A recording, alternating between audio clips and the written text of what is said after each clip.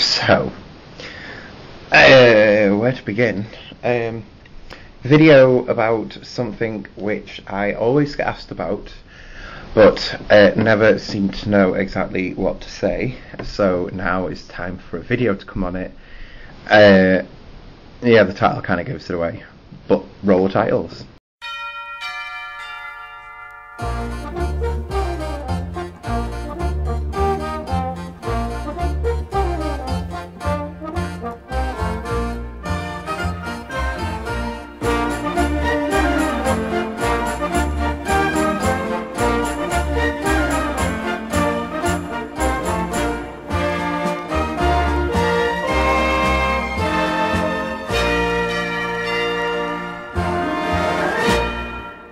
So as you might have guessed, this video is about a bit of an awkward relationship which I have with my own dad. And the reason I wanted to make this is because time and time again people ask me, and they're like, you know, you never seem to talk about your dad much, or you never seem to see your dad much, or something like that. And, you know, why?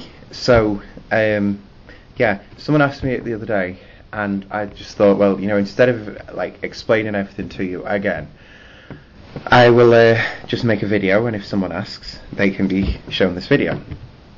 So, yeah, so I want to explain everything to you. So, yeah, I had already made this video once, and then the things that I was saying in it, and the more I think about it, the more I was like, well, you know, I could have worded things this way and blah blah blah blah blah, because I never plan any of my videos. And yeah, I accidentally deleted it off my computer anyway, so I was going to have to re-record it if I wanted to put it up anyway. So, you know, it kind of makes sense to redo it. And, you know, I kind of want to put a little disclaimer on this to say that, you know, this is only my experience, and, you know, there are certain people that can watch this who will have a completely different opinion of my dad, but they've not seen the same side of him that I have. And again, that's kind of why I want to make this video, you know. So let me get started. Okay, so yes, there is a divide between me and my dad. There are several reasons for this. You know, we've got a few that I will kind of go through and try and give you the background of them, but these are issues where, you know, I tried for a long time to help my dad work through these issues that he had, you know, to try and see that he was getting the right help, to try and maintain some sort of a relationship there. And then about I think it's about 2 years ago, maybe a bit longer, about 2.5. I just turned around and to myself and just thought, you know what, I'm through with trying now. That's it. My limit has been reached. I'm out. And you know, that was a really difficult decision. But in the back of my mind, I'm thinking, well, you know, if he wants to have a relationship with me, this is now his time to prove it. You know, I'll let him be the one to phone me all the time. I'll let him be the one to, you know, come and see me. And he never did. So that kind of, to me, just proved the point, you know. Okay, so going back to when I was a child, last week, obviously, so young. Things were okay when I was born. I was born in '88, and you know, I was brought up in what I presumed was a normal family. You know, my dad was the one who went out to work. My mum was staying at home to raise me and my brother, and she did like sort of like hobbies at home. You know, she would do these dough bakes, which are like a dough, like salt dough, and then they're put into like nice designs and all that sort of thing, and then baked and painted and all this sort of stuff, and it does look really nice. Well, it did. But yeah, so she would do things like that. And you know, I don't remember tons about my childhood, right? I guess that's just me. You know, in I think it would have been about 1990 or maybe late 89. When I was 19 months old, I was involved in the car accident, which is a scar. That put a bit of a strain on the family, but you know, everyone seemed to pull through on that. One of my earliest childhood memories, for some really random reason, is, you know, being at home from school, and being sat on the couch and seeing my dad's car pull up on, like, outside the house on the drive, and thinking, oh no. And I don't know why I think that. You know, there was something going on. And then, you know, I would always remember these nights where my mum and dad would be arguing. You know, I do remember the time when it did get physical, and I took myself completely out of that situation. I couldn't cope with it. And the long story short of what happened is, I think it was in about 2000, maybe 2001. We'd had our house extended that we were living in. Me and my brother both got new bedrooms, and there was a new sort of like airing cupboard with the boiler in and everything in the upstairs bit. And I used to go and sit right at the back of this cupboard because it was just dead nice. It was dead quiet, always lovely and warm and everything like that. I loved it. And I remember being sat in there, and my mum and dad had been arguing again, and my mum just turning round in her normal voice, but it's stuck in my head, and I can still remember her saying, you know what, this isn't working for me. I'm getting a divorce. I've had enough. I'm getting a divorce. And the house just sort of fell completely silent, and I was just like, that's not right. That's really not right. And then I think it was the weekend after or something like that, and I was in my mum's bedroom, because my mum had moved out of my dad's bedroom. She'd moved downstairs into her own bedroom by this point, and I remember I was sat on her bed talking to her, and my dad came in and he was just like, can me and your mum have a word? So I left the room, and they had this word, and the divorce proceedings started. So this thing about when it got physical, it was me, my brother and my mum. We'd been out somewhere for the day, and obviously because both parents had to leave the house, we had to come back in. I can't even remember where we'd been. I think we'd been to like a theme park or something. We come back, and obviously my mum had started putting things in boxes and everything like that, and she had her boxes sort of like stacked up at the end of like her lounge dining room thing. There was like a row of boxes against the patio doors at the end, and then like a bit of a walkway, and then another row of boxes. And my dad was stood in the middle of these boxes going through hers and getting everything out and all this sort of stuff. And he had been drinking. And my mum going over to him and being like, what are you doing? What are you doing? That's my stuff. Why are you doing it? And I can't even remember what he said back, but I just remember looking over and my mum just being so mad that she just pushed him back as if to say, get the fuck away.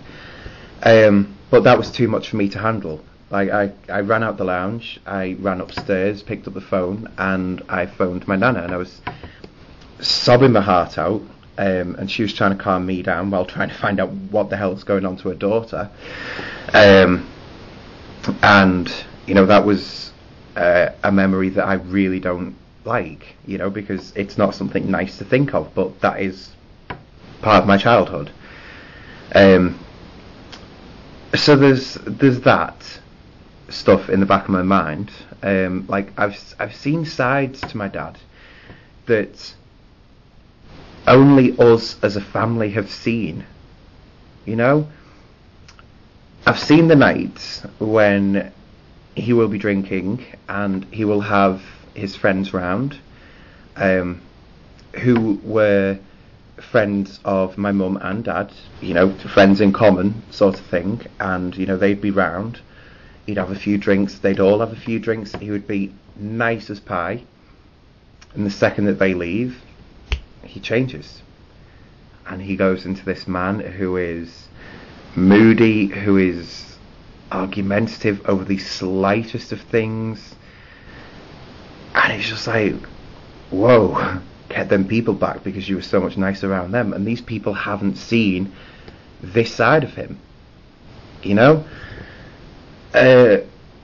one of the main things is, especially in the back of my mind, is that he does drink, and how can I put it, there's a drink which is still available today, which he used to drink years ago, which is called barley wine. Don't ever try it. If I remember rightly, barley wine is the one that you can still get, and it's called Gold Label, and they come in little cans about that big, and the cans are gold. The worst stuff you can ever taste. Worst stuff. It's called barley wine, but it's a beer or something, or a mix, and I don't get it. So he used to drink that. Then he moved on to a beer called Special Brew, which is just the mingingest beer you can ever want to drink in your entire life. To this day, I've never actually seen it served in a pub anywhere, and I've been to quite a lot of pubs and clubs and bars and everything, still never seen it. Then, as well as the Special Brew, his favourite tipple now is, if you were going to have like an orange cordial and water, say your glass is like that big, and you'd have like that much orange and then that much water, and mix it together, nice drink. My dad's tipple in the same size glass is orange juice or grapefruit juice, which is just minging, and then the rest gin. That's his drink. And we're not talking like the cheap shitty gin, we're talking Gordon's gin here, which if done nicely, because I have had the odd gin and tonic in the past, if done nicely, gin is actually quite a nice drink, and it can be really nice, and I'm not going to lie. But when it gets to the point where you've got drinks like his, where you can literally pick up the glass, swirl it round, put it back down, and then watch the alcohol settle on the side of the glasses, that's something quite wrong, and I guess it's through having watched him over the years be like this that I have been able to sort of come to the conclusion in the back of my mind to say that, too often these days people will define someone as an alcoholic by saying, oh my god, they go out every weekend and they get really drunk and then they roll back at like 3 in the morning and blah, blah, blah. It's every weekend. That is not an alcoholic. You are seriously so far off an alcoholic there, that's unbelievable. An alcoholic is a person who depends on alcohol, like they can't go without it, My dad used to be an electrical engineer when I was growing up, until it was about 2001, 2002-ish. He used to take cans of Special Brew into work with him, and he would have like 1 or 2 cans on his dinner. He would try and hide his drinking problem from my mum at home. He would say, oh, I'm going out to see someone, and he'd go out, and it was only a couple of years later when my mum's friend Diane turned round and said, he actually pulls down my driveway because I have to go and clear his empty cans when he leaves. So we found out where he was actually going, and he never knew Diane. I don't think he ever met Diane. So yeah, he would never have known that he was drinking so close to her, but he was. So he's always like hidden his drink, and then he lost his job because there was a change in management at the firm or something like that, and he lost his job. He then became a driving instructor. Now, I don't know what it's like throughout the world, because obviously I do have viewers who watch videos, my videos for some reason, in other countries around the world. I don't know what the laws are, but here in the UK, if you are a driving instructor and you do something wrong, say a normal person would get 3 points put on their licence, if you're a driving instructor, it's automatically doubled. So, if one person for speeding was going to get 2 points on the licence, because it's a driving instructor, it's automatically doubled to 4. That sort of thing. He was... my God, even I can remember this when I used to stay over a weekend at his. But he would have one of his grapefruit juices and gins first thing in the morning. That's his first drink, And then he would go out teaching these kids how to drive. And he'd come back on his dinner. He'd finish off the one that he'd left in the morning. He'd make another one. And, he'd have that on for his dinner. Then go out again, teach more kids, and then come back and be drinking more. And that's the way it went. Until eventually, a policeman who I think admittedly was being a bit of a arse. He did my dad for drink driving. I understand the law and I understand how this can be done, but I know that it's also not very enforced, and that is basically if you are under the influence of alcohol over the legal limit and you have your car keys and you are, you either have your car keys in the car door or in the ignition of the car, you can still be done for drink driving. That's the way the law is, and that's fair enough, because more than likely these people are going to try and drive. My dad has always remained saying he was never going to drive. He was literally leaning in to get something out of his car, and he was going to go off and go back to the pub or something like that. But this policeman got him, so I was like, yes, this could be it. This could be his thing to go, I need to stop drinking. No, it didn't work. So he became a healthcare worker. I believe that, I completely missed off a job. He was a voluntary chef at some homeless place, and I can't name where, because I think there's only one or two of these places in the area where he was. But yeah, and he was doing them. He would be serving these homeless people while drunk. So yeah, he was doing that for a while. But then he went to being this mobile carer and blah blah blah blah blah. So his alcohol has always been somewhat of a problem that I've had as well. It's always been there, and whenever you bring it up and you say, I think you've got a problem here, he'll go down two routes, right? One of them is he will either go really angry and you will argue for hours and hours and hours, and eventually you just have to give up and go to bed. The next route is that he sort of humours you, and he agrees that he has got a problem and that he will go and get help and blah blah blah blah blah. Next day, nothing's changed. So it's a little bit of kind of give and take. You never know how he's going to take it. But he has only ever once, in my knowledge, actually gone to go and get help, and that was he went to an AA meeting, only one, but because they started trying to bring religion into it and that sort of thing, he didn't like that, so he left. And fair enough, I wouldn't like to go to an Alcoholics Anonymous meeting and have it like, you're giving up alcohol, find God. I would much rather have it where I can, get the treatment I needed for alcohol addiction. And if I wanted to go and find God, I'd go to a church. I'd go and find God in my own way, It's, I kind of don't get that. So, yeah. So that was another thing, the drinking.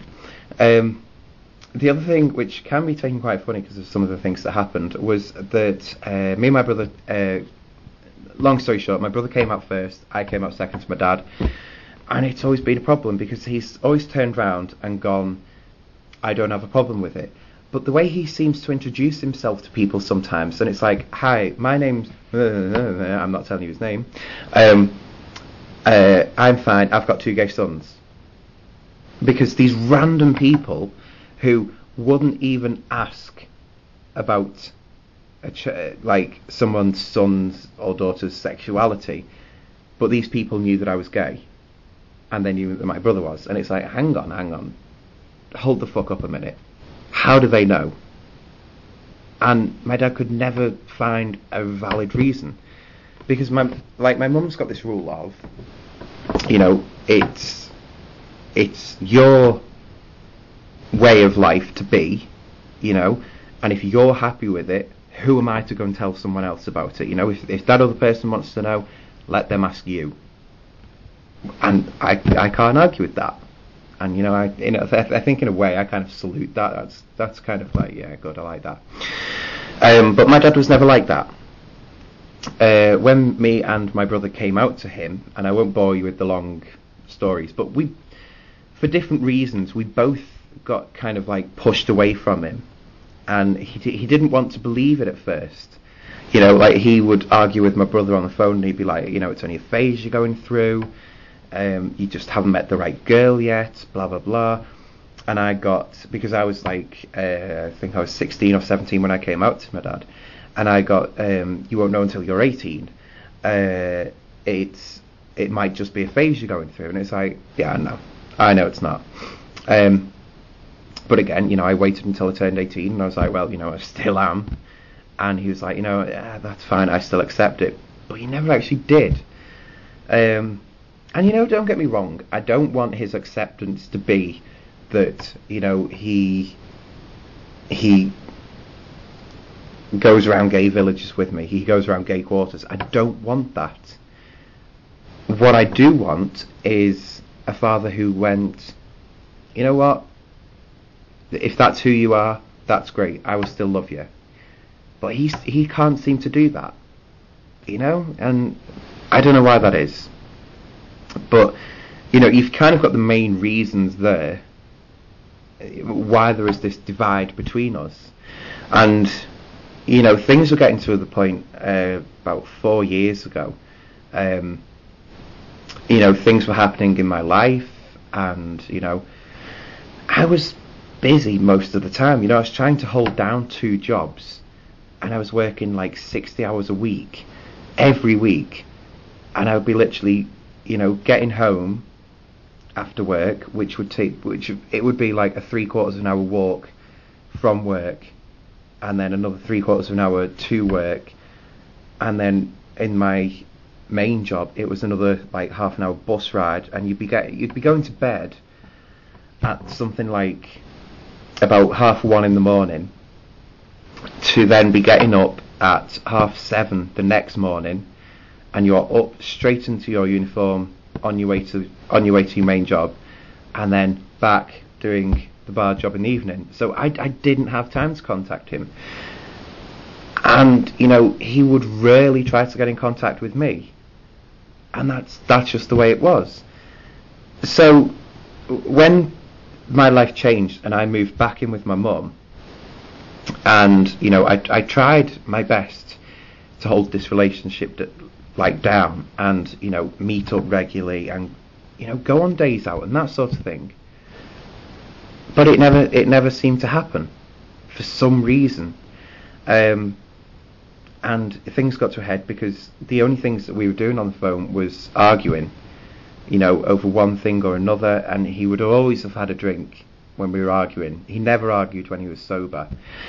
And again, it was just at the point in my mind where I was like, do you know what? All that I'm getting off this is pissed off. That's all I'm getting out of it now. What's the point in me trying? So I consciously made the effort to give up. I didn't send any texts. I didn't send any phone calls, make any phone calls even. I didn't do anything. And I was like, right, I'm going to sit back. Let's see what you've got in you. And you know what the only thing he's got in? Like, in the past 2 years since I've made this, I changed my mobile number. I gave him my mobile number. He either deleted it or he didn't save it, whatever. He claims to not still have my number. I moved, but I was at that point in my mind where I was like, you know what, I've not spoken to you in 4 months. I'm not telling you where I live. You know, if you want to find out, you will ask me. And if you ask me, I still don't know if I'll tell you. And that's me just being completely honest. You know, I've built up my life to where it is now, and I'm not too sure if I want him in it. You know, if all he can offer me is arguments and, well, that's it, then do I really want this man in my life? I don't think I do. You know, and the past couple of texts that I've had, I've been shown by my mum, because my dad still texts her for some reason. Whenever he's pissed off with me, he will text her or something like that. And you know, the last message that she got off him, which is the one that I read, and it said, basically, you know, I don't want anything to do with my 2 sons. They are no longer a part of this family. I don't want to hear from them again, blah, blah, blah, blah, blah. And it was just basically like, I don't want them in my life. And part of me just stood there and thought, well, completely and utterly, fuck you. But then I think later on that night, in the back of my mind, I was thinking, well, you know, what have I actually done to deserve that sort of treatment? And the day after, I was just like, you know what, why care? It's a waste of time caring. It really is. And still to this day, he's never made contact with me. He's, I don't know, it's just weird. But like I was saying to my friend Sean, who was here the other night, that, you know, I'd made this video, well, not this one, because that was the, and so I'd made the other video, but about the same topic and everything, and she was like, oh, okay. And I was like, you know, it's really strange, because I didn't get upset while recording it, and I should have done, you know, because if an average father turned around to their child and went, I don't want you as part of my family, I don't want to ever see you or hear from you again, that would be really upsetting. But I made that whole video, didn't shed one tear. Same with this video. You know, I've not shed one tear. Yes, I did have something in my eye before, but that genuinely was something in my eye. But there's just no emotion from me anymore for where he's concerned. And it's like, well, why should I bother? You know, why should I waste emotion? The only sad thing to this is I can well see it happening now in my mind, that the next thing I hear about my dad is a phone call from someone. Don't know who it'll be, because I presume that, you know, none of the family have got my number. But it'll just be a phone call to say, oh, your dad died. You know, do you want to go to the funeral? Or something like, probably the funeral was last month, here's where he's buried, or something like that. And yes, that's a sad thought. I would love for things to change, but I've got to be pretty honest when I say this, which is, alcohol has changed him. He's no longer the man he used to be. You know, he's no longer the man who would take me and my brother and go to a fairground. You know, he would no longer just go out with us. You know, go and do something new, or, you know, for things just to be normal. He can't seem to do that, and that's down to alcohol. So yeah, that's kind of the way things are. And normally after I've explained this story to people, and they say, well, you know, has it put you off drinking? No. the only thing it's made me more wary of is that alcohol can change people. And, people will be thinking of, oh yeah, well, when so-and-so gets drunk, they just they have an argument every single time they get drunk. And it's like, well, yeah, but the changes I'm on about is like prolonged use of alcohol really changes a person. So when people say like, oh yeah, when so-and-so gets drunk, they're always arguing, it's like, well, yeah, that might be a change in that person, accepted, but that's a completely different change to what I've seen in my life, so yeah, that's kind of my dad's story. As much as I want to turn around at this point in the video and be like, yeah, well, what I want to happen in the next couple of years is blah blah blah blah blah, but I honestly don't know what I want to happen. I'm happy with the way that things are. I genuinely don't know if I want things to change now. And yeah, it's really shitty of me to say that, but that's just how I feel. That's where the situation is at. And one of the people I used to talk to always used to turn around to me, and we used to talk about things like gay adoption and that sort of thing. And his point of view, even though he was a gay himself, was always that, a kid has to have a mother and a father. And it's like, well, no, they don't. Through most of my life, my happy memories are with my mother. And, now, well, since like 2001, I was raised by my mother. And I turned out pretty okay, even if I do say so myself. So, no. And one of my greatest things to watch, and it always brings a tear to my eye, is, for those of you who know me, or have seen my tweets, or seen my Facebook, I'm always going on about the YouTube channel Depfox, and link below. They are just an amazing family, and this may sound really, really weird and stalkerish, but like every time I watch their videos, there's something in the back of my mind going, you know what, that's how I wanted my family life to be, and it never was. I wanted so much to have what they have, and they have two dads. And they get along. They're not divorced. But it blows my mind. It really does, and I can't put it into words.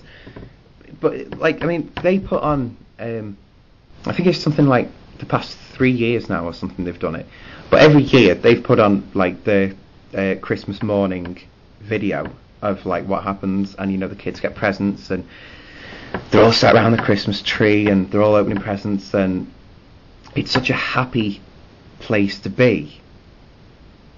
And I don't have their memories.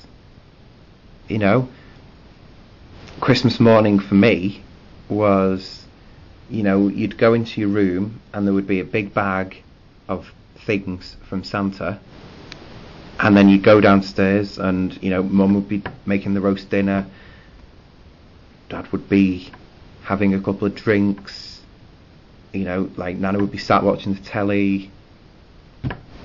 That's how my Christmas morning was, and so yeah, I see these videos of like the Depfox Christmas morning, and I just get to the point where it's like I'm kind of jealous. But you know what, I'm not jealous in an evil way. And I do love watching families that work well, apart from the Kardashians. I'm really sorry, I can't stand them. But yeah, so that's my story. And sorry if I'm ending this on a really sad note, but I've got to end the video because it's going on and on and on and on. And I've just realised actually I have something I've got to put the camera on. Yeah, so I will speak to you guys later.